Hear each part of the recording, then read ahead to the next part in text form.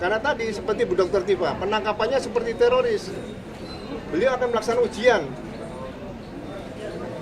Begitu di dalam kendaraan mau keluar, dipepet dari belakang dan dari samping. Bu Tifa bukan teroris.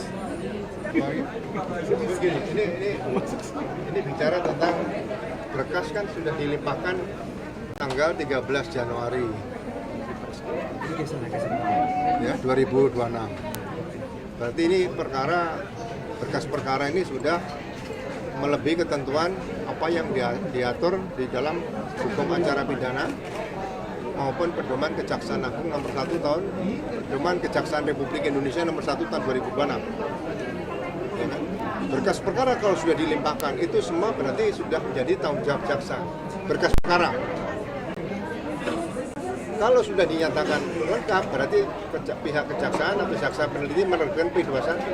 Izin kamera Pak. Nah, kalau sudah menerbitkan P21 berarti dalam tempo maksimal 14 hari berkas perkara harus dilimpahkan. Tadi secara informal saya ketemu sama Pak Roy ya, di dalam dasar penangkapan tadi malam apa?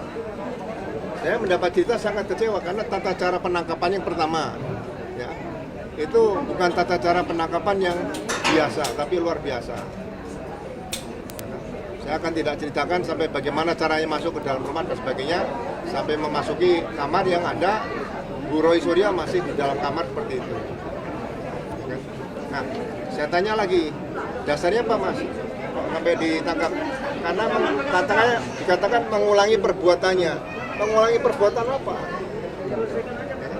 Kalau berkas-berkas sudah dilimpahkan, berarti semua yang dilakukan oleh penyidik dalam rangka pemberkasan perkara tersebut harus berdasarkan petunjuk jaksa. Ada nggak petunjuk jaksa yang memerintahkan untuk menangkap dan menahan setelah berkas perkara dilimpahkan? Ini etika penegakan hukum loh ya, Mas Roy atau Bu Dr. Tifa, jangan dilakukan hal-hal yang kira-kira mungkin akan merugikan Bapak Ibu sendiri dengan mengulangi perbuatan ya kan. Dialog seperti itu kan harus dibangun. Kepolisian Republik Indonesia itu senjatanya bukan M16, bukan revolver, bukan pistol, tapi komunikasi.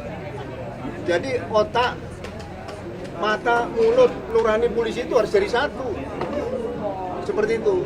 Saya sangat kecewa dalam hal ini karena tadi seperti Bu Dr. Tifa, penangkapannya seperti teroris.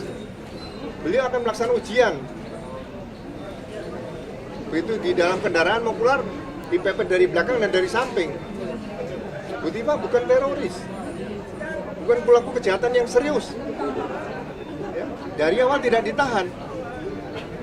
Penahanan itu kan ada kewenangan yang diberikan kepada, bukan hak loh ya, kewenangan penyidik untuk dapat menahan berdasarkan pertimbangan-pertimbangan, tidak melarikan diri atau mempersulit penyidikan dan tidak mengulangi perbuatannya. Kalau itu peristiwa pembunuhan akan ditahan di awal pertama kali, bukan berkas mau dilimpahkan pada kejaksaan. Apakah bisa berkas perkara yang sudah dinyatakan lengkap kemudian disisipi dengan penahanan? Nggak bisa. Nanti hanya pelimpahan administrasi tanggung jawab tentang tersangka dan barang bukti seperti itu. Ya. Jadi setelah saya membaca situasi ini tadi semua, saya membaca lagi, cari informasi tentang bagaimana dulu ada petisi 50 di zaman Presiden Soeharto. Kemudian bagian Pak Hugeng sebagai mantan Kapolri bicara dengan hati nurani. Seorang mantan Kapolri yang memiliki integritas. Saya belajar dari Pak Hugeng. Saya belajar dari nurani selama saya bertugas di kepolisian. Jadi sekali lagi penyidik seharusnya bertindak secara profesional, proporsional, dan selalu menggunakan nurani. Nah kalau seperti sekarang ini mau dibawa ke mana? Ke Kramat Jati, ke rumah sakit. Biasanya dokter bisa didatangkan ke sini. Apa susahnya? Bukan kita tidak melarang, bukan kita mengatakan saya melarang, bukan ya. Tapi kan ada etika yang bisa diatur. Ya kebetulan keduanya ini sebagai peneliti. Jadi ini yang harus dihormati, hak-hak seseorang. Saya katakan saya tidak melarang, silakan. Tapi kalau misalnya mau dibawa kemana-kemana, tujuannya apa? Bisa didatangkan kok. Biasanya juga ada. Seorang tersangka akan ditahan pada saat tertangkap pertama kali, mau ditahan pertama kali, dokter didatangkan. Apakah setiap tersangka 500-an atau 400 atau 100 atau 50 dibawa atau semua 10, mau dibawa semua ke rumah sakit? Itu hal yang luar biasa.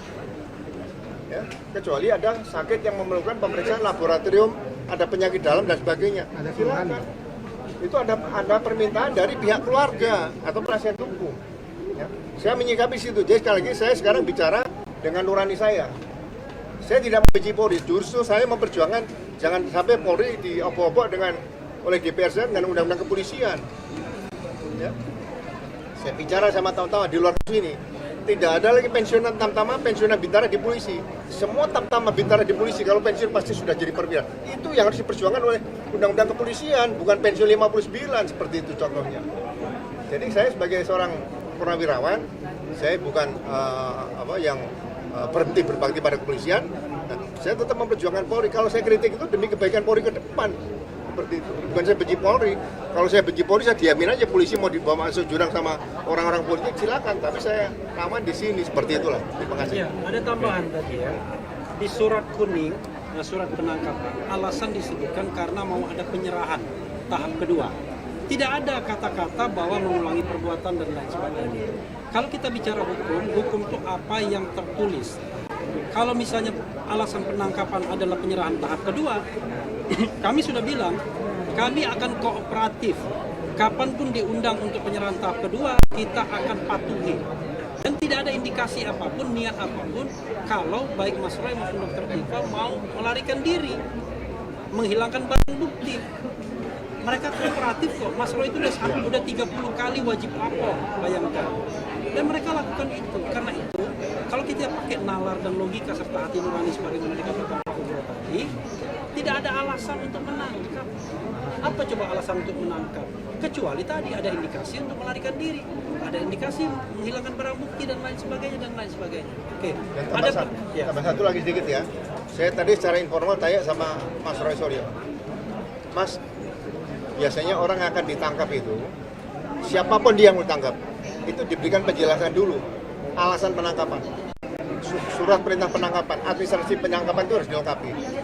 Saya tanya, ada nggak P21 disampaikan?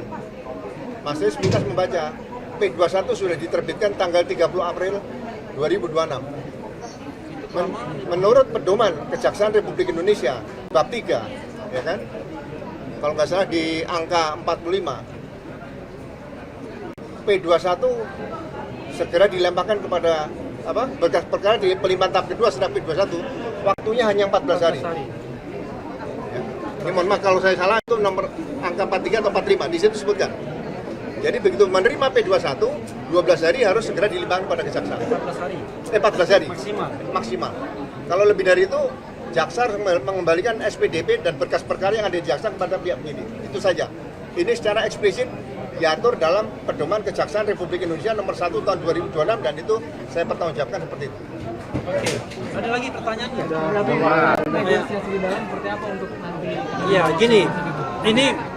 Ini terus terang ya. Kami minta sama-sama kooperatif kita ya, dan juga teman-teman wartawan, teman-teman media.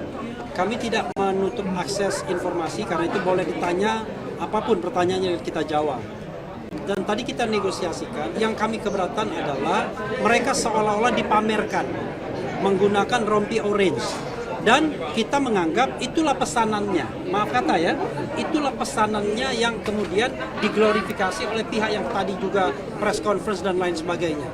Karena itu kami tidak mau, ya, dari awal ketika mereka misalnya mau dikenakan rompi orange, mau masuk tahanan, kami nggak mau.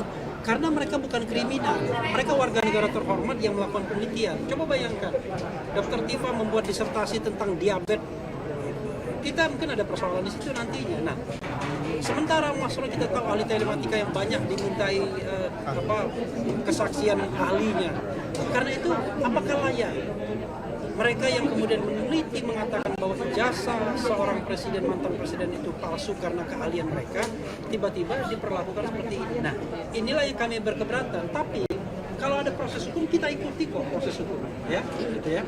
Jadi teman-teman sekalian, mudah-mudahan teman-teman sekalian kooperatif ya. Tolong, kami tidak ingin sekali kemudian tiba-tiba ada gambar Roy Suryo rompi orange di televisi dan lain sebagainya. Karena tolonglah kita sama-sama menolong. Coba bayangkan kalau saudara-saudara Anda, istri-istri Anda, suami-suami Anda, anak-anak Anda diperlakukan seperti ini, tentu kan kita rasanya bagaimana? untuk sesuatu yang kita masih perdebatkan apakah ini kejahatan, pelanggaran atau bukan. Kami mengatakan bukan. Ini adalah hak konstitusional kok untuk menyatakan pendapat baik secara lisan dan tulisan. Dan itu ada kadar ilmiahnya, bukan sekadar pendapat saja, tetapi ada hitung-hitungannya berdasarkan ilmu pengetahuan yang mereka miliki. Ada tambahan Pak? Ya, jadi sekali lagi saya kemarin saya bicara biasa sebagai pertemanan, tapi dengan peristiwa hari ini saya kembali membangun diri saya belajar dari mantan Kapolri Jenderal Polisi Purnawirawan Hugeng. Ya. Beliau tidak menandatangani petisi 50 yang digagas waktu itu Jenderal Abdul Haris Nasution karena menolak dua fungsi ABRI. Ya. Beliau tetap berintegritas, tapi beliau tetap berteman baik dengan Jenderal Abdul Haris Nasution dan tetap menunjukkan integritasnya sebagai mantan Kapolri.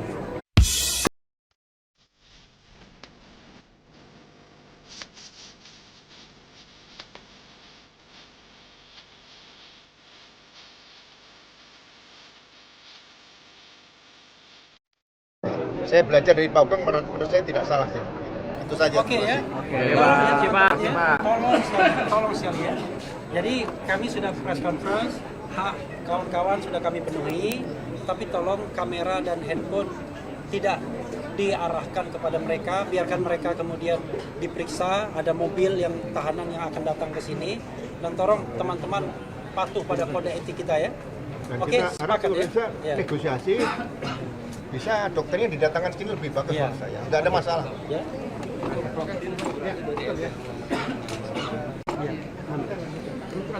Ya, makasih ya kawan-kawan ya. Oke, teman-teman sekalian sini, kawan-kawan semua nih, kawan-kawan semua, halo. Ini ya.